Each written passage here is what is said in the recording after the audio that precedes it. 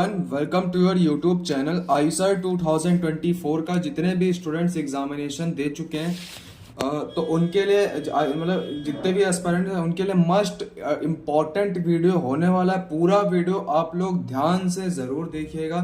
साथ ही में चैनल को सब्सक्राइब करके ज़रूर रखिएगा, बेल नोटिफिकेशन को दबा लीजिएगा।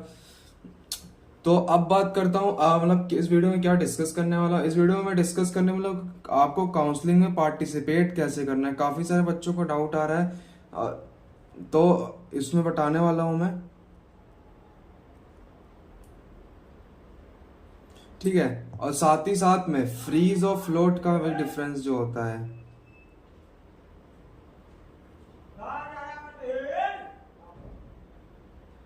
फ्रीज और फ्लोट का जो भी डिफरेंस है वो बताने वाला हूँ, पूरी वीडियो में डिस्कस करने वाला हूँ। तो इसलिए बोलता हूँ अगर पहली बार आया तो चैनल को सब्सक्राइब करके ज़रूर रखो। मैं थोड़ा पेन का साइज़ बढ़ा लेता हूँ कि ये इसका जो निप है वो थोड़ा सा ख़राब हो रहा है, तो इसलिए से ज़्यादा सही से लिख पाऊँगा मैं।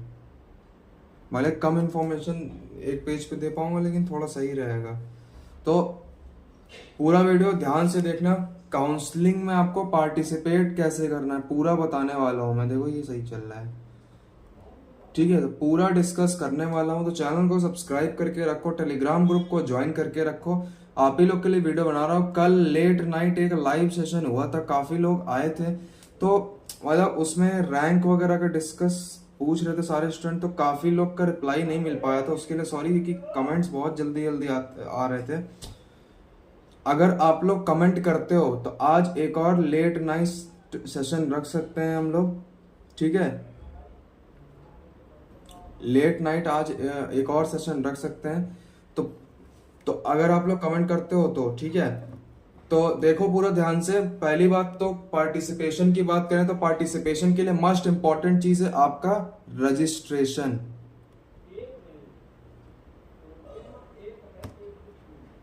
उसके लिए मोस्ट इंपॉर्टेंट चीज है आपका काउंसलिंग का रजिस्ट्रेशन। काउंसलिंग का रजिस्ट्रेशन के लिए एक मैंने वीडियो बना रखा है जिसका लिंक आपको डिस्क्रिप्शन बॉक्स में मिल जाएगा।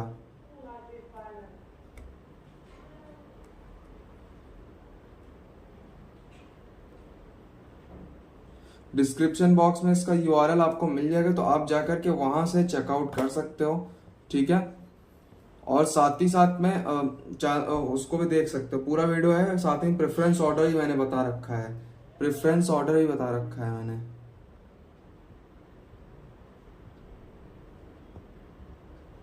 ठीक है।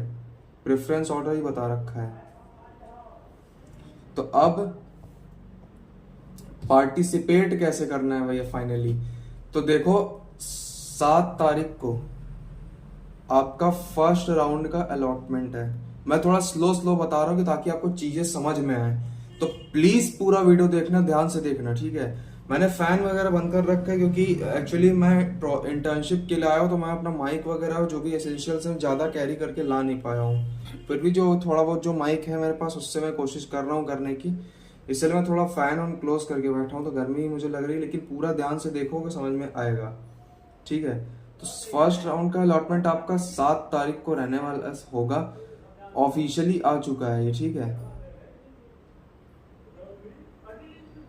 ऑफिशियली अनाउंस हो चुका है ये चीज।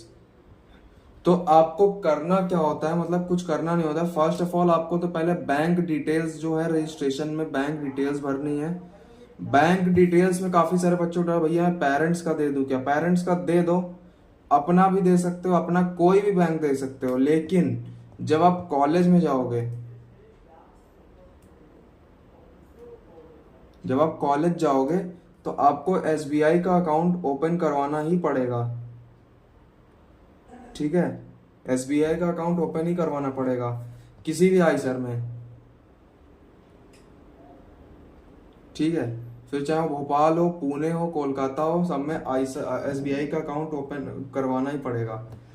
फी वगैरह की बात करें तो फी वगैरह आगे जाके आप जो भी फी वगैरह सबमिट करोगे, जो भी आप फी वगैरह सबमिट करोगे वो एसबीआई कलेक्ट से होगी।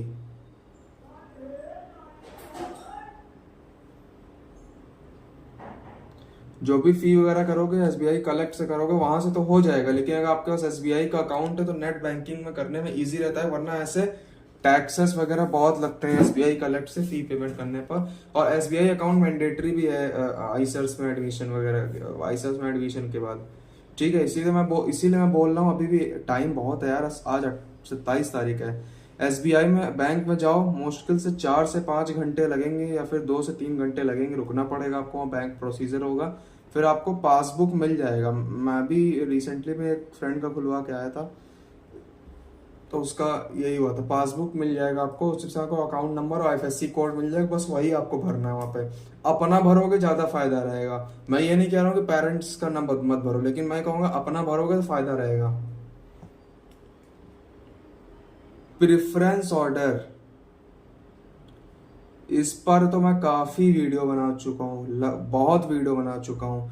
कल ही 2 वीडियो बनाई थी, एक वीडियो तो अलग से प्रेफरेंस ऑर्डर के लिए बनाई थी, एक जब रजिस्ट्रेशन के टाइम पे मैंने बताया तभी बता दिया था मैंने कि ऐसे ऐसे करो। ठीक है, तो होप तो समझ में आ रहा होगा। आप देखो करना क्या होता है, इतनी चीजें आपने कर ली, उसके बाद आपको एक डिक्लेरेशन देना पड़ता है।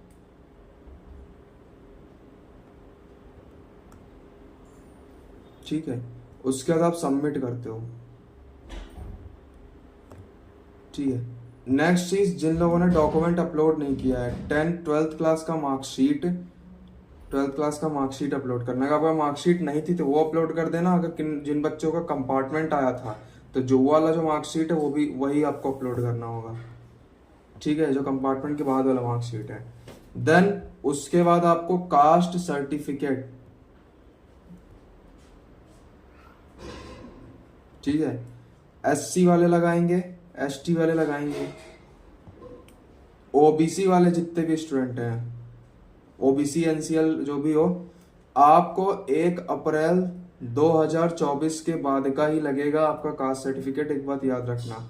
ठीक है, काफी सारे बच्चे पूछ रहे थे। और सुनो, काफी लोग को डाउट था कि भैया गवर्नमेंट ऑफ स्टेट गवर्नमेंट का लगाना है कि कहीं का भी लगाना है, स्टेट सेंट्रल गवर्नमेंट का बनवाना है। बहुत सारे प्रोसीजर्स होते हैं, आपको कोर्ट वगैरह जाना पड़ता है, अप्रूवल लेना पड़ता है, काफी सारी चीजें होती हैं। स्टेट गवर्नमेंट का ही लगता है, मेरे पास भी स्टेट गवर्नमेंट का है, मैंने भी अपने एडमिशन टाइम पे स्टेट गवर्नमेंट का ही लगवाया था। ठीक है,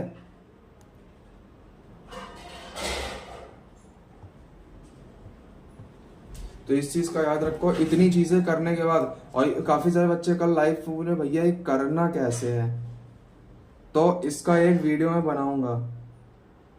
यार ये पेन दिक्कत कर रहा है, इसका एक मैं वीडियो बनाऊंगा। ठीक है, तो इसके लिए परेशान मत हो, इसका एक वीडियो मैं बना दूंगा। तो अब देखो, पार्टिसिपेट करने के लिए आपको बेसिकली करना क्या पड़ता है। 7 तारीख को फर्स्ट राउंड का अलॉटमेंट है। ठीक है, तो इसमें डायरेक्ट क्या होगा कि आपका जो रैंक होगा, फिर चाहे वो ओवरऑल रैंक हो या फिर कैटेगरी रैंक हो, उसको देखा जाएगा, फर्स्ट चीज। सेकंड चीज आपको ये देखा जाएगा कि आपका प्रेफरेंस क्या है। 9 प्रेफरेंस ऑर्डर आपको भरने हैं, 2 जिसमें से बीएस के कोर्स हैं, एंड 7 जो है वो बीएस एमएस के कोर्स हैं। तो एक ही चीज मैं रिकमेंड करूंगा, कोई भी प्रेफरेंस ऑर्डर का कॉलम खाली मत छोड़ना, सब कुछ भर देना। ठीक है, मैंने कैसे भरना है सब कुछ मैंने बता रखा है, और मतलब अपने अकॉर्डिंग आप लोग देख सकते हो, किसी मैंने बता तो रखा है मोस्ट प्रेफरेबल जो प्रेफरेंस ऑर्डर होता है। ठीक है, तो उन दोनों को ध्यान में रखते हुए आपको डायरेक्ट अलॉटमेंट होता है, कोई भी आपको पार्टिसिपेट के लिए फॉर्म नहीं भरना पड़ता है। ठीक है, और स्कैम भी काफी सारे होते हैं, इस चीज का याद रखना, स्कैम भी काफी सारे होते हैं। स्कैम वेबसाइट हैंगे या फिर कोई फर्जी वेबसाइट से कोई थ्रू, या कोई फर्जी लोग आपको मेल करेंगे कि भैया मुझे 10,000 रुपए दे दो, मैं आपको आईसर में एडमिशन 100% दिलवा दूंगा, इतने रुपए। तो ये काम मत करना, बिल्कुल भी मत करना, ये सारे काम गलत है। ये सारे काम, कोई भी किसी की दम नहीं है जो बिना एंट्रेंस और बिना उसके आपको एडमिशन दिलवा देगा। तो डायरेक्ट आपका अलॉटमेंट होता है, ईमेल आएगा आपको। अगर ईमेल में इनबॉक्स नहीं आ रहा तो स्पैम वगैरह चेक कर लेना, स्पैम वगैरह में कभी कभी आ जाता है। ठीक है, तो ईमेल हमेशा चेक करते रहना। फर्स्ट राउंड होगा, फर्स्ट राउंड अगर 7 तारीख को है तो वही 7 से 10 के बीच में फर्स्ट राउंड का अलॉटमेंट होगा। ठीक है, 7 से 10 के बीच में वही फर्स्ट राउंड का अलॉटमेंट होगा। तो इसी के बीच में फर्स्ट राउंड के जैसे ही आपको अलॉटमेंट होता है, तो अब यहाँ पे एक चीज आती है जो बहुत इंपॉर्टेंट होती है अलॉटमेंट में। फर्स्ट राउंड होता है इसी तरह से 10 तक चलेगा, 10 के बाद 12 या 13 तारीख को सेकंड राउंड का अलॉटमेंट होगा, फिर 17 तारीख से थर्ड राउंड का अलॉटमेंट होगा, 21 तारीख से फोर्थ राउंड का, इसी तरह से अगस्त के मिड तक जाएगा। ये तो कहो पूरा अगस्त ले जाए, लगभग 1.5 से 2 महीना चलती है काउंसलिंग। डायरेक्ट आपको अलॉटमेंट होता है, इसमें कोई पार्टिसिपेट नहीं करना होता है, कोई ऐसा वो रजिस्ट्रेशन वगैरह नहीं, रजिस्ट्रेशन ही आपका पार्टिसिपेशन है, ये बात याद रखना। अगर आपने रजिस्ट्रेशन नहीं किया है तो आप काउंसलिंग से ऑटोमेटिक बाहर हो जाओगे, और कोई गलत डॉक्यूमेंट अपलोड किया तो ऑटोमेटिक बाहर हो जाओगे काउंसलिंग से, इस चीज का याद रखना, ठीक है। तो अब जब आपको मिल जाता है तो आपके पास मतलब अगर आपने जैसे मान लो आप कोई कॉलेज आपने प्रेफरेंस ऑर्डर भरा, अगर आपने जो भी कॉलेज अपने प्रेफरेंस 1 पे भरा है, अगर वो मिल जाता है, ध्यान से समझना मेरी बात, अगर वो मिल जाता है तो आपको 2 ऑप्शन मिलेंगे, एक्सेप्ट एंड फ्रीज का। सेकंड ऑप्शन आपको मिलता है रिजेक्ट का, रिजेक्ट द सीट, ठीक है, रिजेक्ट द सीट का ऑप्शन मिलता है, ठीक है। अगर आपको नंबर 1 की जो प्रेफरेंस है वो वाला कॉलेज नहीं मिलता है तो आपके पास कौन कौन से ऑप्शन होंगे? पहला तो वही होगा एक्सेप्ट एंड फ्रीज का, ठीक है। सेकंड आपके पास क्या होता है? सेकंड आपके पास होता है एक्सेप्ट एंड फ्लोट, ठीक है। थर्ड वही आपके पास होता है फिर रिजेक्ट का। यहां तक समझ में आया? रिजेक्ट तक का समझ में आ गया होगा आप लोग को। अब ध्यान से देखो, थर्ड ऑप्शन आपके पास मिल गया, आपके पास रिजेक्ट द सीट। अब डिफरेंस समझो कि फ्रीज में क्या डिफरेंस होता है, फ्रीज और फ्लोट में। फ्रीज एक्सेप्ट एंड फ्रीज का मतलब क्या होता है कि आपको कोई जो कॉलेज मिला है वो आपको स्वीकार है, वो आप चाहते हो, आप वही फ्रीज कर देना चाहते हो, मतलब अब आपको जो सीट मिल चुकी है वही रहेगी, उसमें कोई चेंजेस नहीं होंगे, ठीक है। एक्सेप्ट एंड फ्लोट का, एक्सेप्ट एंड फ्लोट का मतलब क्या होता है? जैसे कि आपको मान के चलो आपने जो थर्ड नंबर पे प्रेफरेंस भरा था आपको वो मिल गया एंड चाहिए आपको फर्स्ट नंबर पे, तो एक्सेप्ट का मतलब सीट तो आपकी कंफर्म हो जाती है, ठीक है। जैसे मान लो थर्ड नंबर पे, नीचे समझाता हूं, थर्ड नंबर मान लो जैसे आपने भोपाल भरा है, ठीक है, थर्ड नंबर पे। फर्स्ट पे आपने पुणे भरा था, अब आपको पुणे चाहिए, ठीक है। थर्ड पे आपने भोपाल भरा है, अब आपको पुणे चाहिए, आपको भोपाल मिल गया है। अब आपने एक्सेप्ट, अब आपके पास फ्रीज का ऑप्शन तो आएगा ही आएगा, प्लस फ्लोट का भी ऑप्शन आएगा। फ्लोट का इसलिए आएगा कि आपको फर्स्ट प्रेफरेंस का कॉलेज नहीं मिला है इसीलिए, तो फ्लोट का ऑप्शन आएगा। फ्लोट का ऑप्शन आएगा जैसे ही, तो आप जब फ्लोट करोगे, जैसे मान लो फर्स्ट राउंड में आपको मिला था, सेकेंड राउंड में चांस होते हैं कि आपको थर्ड प्रेफरेंस से हटा करके सेकंड प्रेफरेंस में कर दिया जाए, या फिर डायरेक्ट फर्स्ट प्रेफरेंस दे दिया जाए, चांस रहता है, ठीक है। सीट आपकी रिजेक्ट नहीं होगी, सीट आपका कंफर्म हो जाएगा, लेकिन चांस रहता है कि आपको और ऊपर वाला मिल जाए। और अब आप लोग का डाउट आएगा भैया इन केस अगर नहीं मिलता है तो, अगर इन केस नहीं मिलता है तो आपको, जैसे मान लो थर्ड पे भोपाल आपने भरा था या फिर XYZ कोई कुछ भी भरा था, तो आपको जो कॉलेज मिला हुआ है लास्ट में आपको वही कॉलेज मिल जाएगा, लेकिन आपका सीट कैंसिल नहीं होगा, ये बात याद रखना। फ्लोट में आपका नुकसान नहीं होगा, बल्कि फ्लोट इज द मेथड जहां से आप अपग्रेड कर सकते हो अपने ऑप्शंस को। अब जैसे मान लो किसी को छठे नंबर के प्रेफरेंस वाला मिल गया, अब उसको भैया पहले 1 2 3 में से कुछ चाहिए, अब वो फ्लोट करेगा, जाहिर सी बात है फ्लोट करेगा कि उसको चाहिए। तो अगर वो 1 2 3 में से कुछ कर रहा है तो मोस्टली चांस है कि इसमें से 1 2 3 में से कोई एक तो उसको मिल जाएगा। अगर नहीं मिलता है तो यही आपका मिला रहेगा, आपका कैंसिल नहीं होगा सीट। ठीक है, होप सो अब ये चीज फ्रीज और फ्लोट का कॉन्सेप्ट समझ में आ गया होगा। अगर आपको फर्स्ट प्रेफरेंस का कॉलेज नहीं मिला है तब तो फ्रीज का ऑप्शन देगा, तो आपके पास फ्लोट का ऑप्शन ही नहीं आएगा। फ्रीज करो डायरेक्ट या फिर रिजेक्ट करो सीट को, बात खत्म। ठीक है, अगर फर्स्ट प्रेफरेंस आपने जो भरा तो वो आपको नहीं मिलता है तो अब आपके पास फ्लोट का ऑप्शन आएगा। ठीक है, फ्रीज का आएगा, फ्रीज का तो आएगा ही आएगा। एक और एडिशनल ऑप्शन आप लोग को मिल जाता है कि फ्लोट का, भैया फ्लोट कर दो जिससे सीट तुम्हारी कंफर्म हो जाएगी, लेकिन अपग्रेड होने के चांस रहेंगे नेक्स्ट राउंड में। जैसे मान लो अगर इसमें भोपाल मिला है तो नेक्स्ट में पुणे भी मिल सकता है। ये चीज होता है फ्लोट में। मेरी बात समझ में आ रही होगी, मैं बहुत इत्मीनान से बैठ के समझा रहा हूँ, वीडियो भले लंबा हो रहा है, ठीक है, लेकिन बहुत इत्मीनान से समझा रहा हूं मैं। अब कोई डाउट आई थिंक इसके बाद नहीं रहेगा आपके दिमाग में कि फ्रीज और फ्लोट में करना क्या है। ठीक है, तो होप सो अभी समझ में आ रहा होगा आपको। तो ये फ्रीज और फ्लोट का जो भी कॉन्सेप्ट ऐसे रहता है।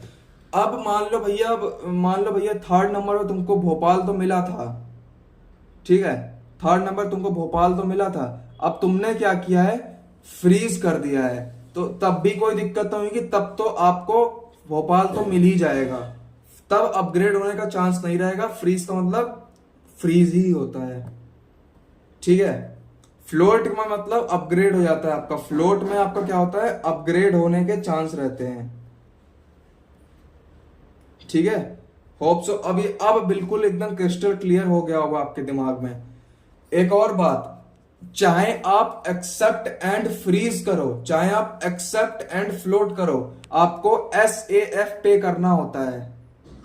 SAF का फुल फॉर्म सीट एक्सेप्टेंस फी आपको पे करनी पड़ती है, चाहे आप फ्लोट करो चाहे फ्रीज करो, क्योंकि टिल द एंड सीट आपको फ्लोट करोगे, अगर अपग्रेड नहीं होता है तो लास्ट में वही आपको मिल जाएगा। फ्रीज में तो फ्रीज हो ही जाएगा। वो कितनी पे करनी पड़ती है, 35,000।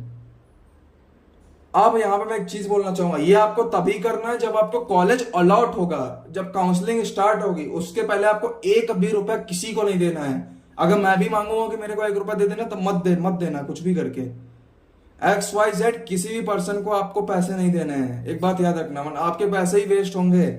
ठीक है, मत देना किसी को भी।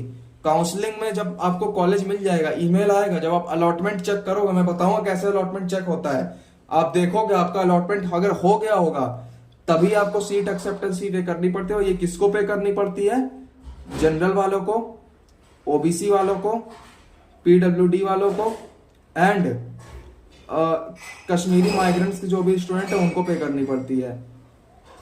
17,500 रुपीज पड़ती है,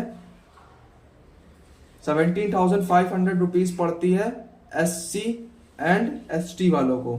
ठीक है, इस चीज का ध्यान रखना जरा, यानी जितना नॉर्मल लोग के लिए उसका हाफ SC और ST वालों के लिए है। तो ये भी आपको उसी तब जब आपको कॉलेज मिलेगा तभी पे करना पड़ता है। ठीक है, होप सो अब ये चीज समझ में आ गई होगी आपको पार्टिसिपेट कैसे करना होता है। अब कुछ लोग बोलेंगे भैया इन केस मुझे अगर दूसरा कॉलेज मिल गया, मुझे भैया टेक में जाना है, अगर मुझे ऐसे भोपाल के इंजीनियरिंग से बेटर टेक लग रहा है तो मैं IIT में जाना चाहता हूँ, तो रिजेक्ट कैसे करेंगे अगर मान लो एक्सेप्ट कर ली तो। जैसा मान लो कि फर्स्ट राउंड का अलॉटमेंट 7 तारीख को हुआ, 10 तारीख तक आपके पास डेडलाइन होती है कि आप सीट एक्सेप्टेंस फी पे कर दो, तो आपने मान के चलो जल्दी में सीट को एक्सेप्ट करके फी पेमेंट कर दी 7 तारीख को ही। ठीक है, अब आपके पास 9 तारीख को एक मैसेज आता है IIT बॉम्बे की तरफ से, लेट सपोज आपको आईसर भोपाल मिला हुआ है, IIT बॉम्बे की तरफ से मिल जाता है, भैया आपका अलॉटमेंट हो चुका है, आपको CS ब्रांच मिल चुकी है, आप जा सकते हो। तो ऑब्वियसली काफी सारे लोग IIT की तरफ भागोगे, IIT बॉम्बे की तरफ। तो ऐसे में क्या होता है, आपके पास चांस रहता है कि 10 तारीख के पहले आप विड्रॉ कर सकते हो सीट को। क्या कर सकते हो, विड्रॉ कर सकते हो, विड्रॉ कर सकते हो। इसमें अगर आप with in a deadline withdraw करते हो तो आपको क्या होगा, फुल रिफंड मिलेगा। ठीक है, फुल रिफंड मिलेगा। अगर आप 10 के बाद करते हो, जो भी 10 के बाद नहीं, सपोज कर रहा हूं कि अगर डेडलाइन के बाद करते हो तो आपको फुल रिफंड नहीं मिलेगा। कुछ मनी जो होता है वो डिडक्ट होगा, आपका कुछ पैसे कटेंगे। तो मान के चलो 32,000 या फिर 31,000 के अप्रॉक्स मिलेगा अगर जनरल वाले हो या फिर ओबीसी और पीडब्ल्यूडी वाले हो। तो SC ST वाले हो तो वही 16,000 के आसपास कुछ मिल जाएगा, 16,000 या फिर 15,000 के आसपास कुछ मिलेगा। ऐसा पैसे कट जाएंगे विद इन डेडलाइन अगर आप लोग ने विड्रॉ नहीं किया तो आई मेक श्योर, मेरे को पक्का गारंटी कि इसके बाद आपको पूरी चीजें समझ में आएंगी कि ऐसे पार्टिसिपेट वगैरह कैसे क्या होता है। सब कुछ मैंने समझा रखा है। फ्रीज और फ्लोट में डिफरेंस बता दिया मैंने, SAF बता दिया, काउंसलिंग कैसे करनी ये सब बता दिया है। लगभग 1.5 से 2 महीने काउंसलिंग चलती है, वेट करो। I wish you all the best. हम उम्मीद करोगे सबको कॉलेज मिल जाए, लेकिन हाँ जिसकी रैंक अगर 50K है, 50K है, 55K है तो उनके लिए थोड़ा सा मुश्किल होने वाला है। मैं झूठा होप नहीं दूंगा, झूठा होप देके आप लोग का टाइम वेस्ट नहीं करूंगा। 40,000 अगर आपकी जनरल रैंक आ रही है, अगर आपके पास कैटेगरी रैंक नहीं है ठीक ठाक, अगर आपके पास कैटेगरी ठीक ठाक इन द सेंस कि 2,000 3,000 के आसपास आपके अगर कैटेगरी रैंक नहीं है तो मत मतलब काइंड ऑफ की उम्मीद ज्यादा मत रखना। मन हो तो पार्टिसिपेट कर लेना, लेकिन उम्मीद ज्यादा मत रखना। लेकिन हाँ ये बोलते हुए लेकिन मैं एक चीज बोलूंगा कि सॉरी टू से ऑल दीज थिंग्स, लेकिन मैं नहीं चाहता कि आप लोग का टाइम वेस्ट हो। आप लोग अपना पोटेंशियल फालतू का इन सब चीजों में लगाओ, आप अपना पोटेंशियल कहीं और भी यूज कर सकते हो। ठीक है, आप लोग टैलेंटेड हो तभी आप लोगों ने इस साल एग्जाम को देने को चुना था। ठीक है, जेई जैसे एग्जाम, आईसेट जैसे एग्जाम तभी आप लोग देते हो। बिना टैलेंट के इंसान यहाँ पे एक पत्ता नहीं ला पाएगा इस एग्जाम का। ठीक है, तो कोई बात नहीं, कभी ना कभी आपको मतलब हर समय एक जैसा नहीं रहता। आपको ड्रीम कॉलेज जरूर मिलेगा, लेकिन मतलब उम्मीद ज्यादा मत रखना। अगर 50,000 40,000 के ऊपर रैंक है तो, अगर कैटेगरी रैंक नहीं है तो बिल्कुल ही उम्मीद मत रखना। कैटेगरी रैंक अगर नहीं है तो बिल्कुल ही उम्मीद मत रखना 40,000 50,000 पे, क्योंकि उतना नीचे नहीं जाएगा, मुश्किल है थोड़ा सा। ठीक है, बाकी मैं तो उम्मीद करूंगा कि आपको तो मिल ही जाए, आप सबको मिल जाए कॉलेज। ठीक है, तो फिलहाल मैं मिलता हूँ अगली वीडियोस में, नई वीडियो में मिलूंगा। उसमें मैं बताऊंगा रैंक वर्सेस आईसेट्स के बारे में। आज रैंक पूरी डिस्कस करूंगा। एक और वीडियो में लेके आऊंगा जिसमें बताऊंगा 12th क्लास का मार्कशीट और साथ में कास्ट सर्टिफिकेट वगैरह कैसे अपलोड करना है। ठीक है, तो अपना ध्यान रखना। Wish you all the best, आपको आपका ड्रीम कॉलेज जरूर मिले। Bye bye.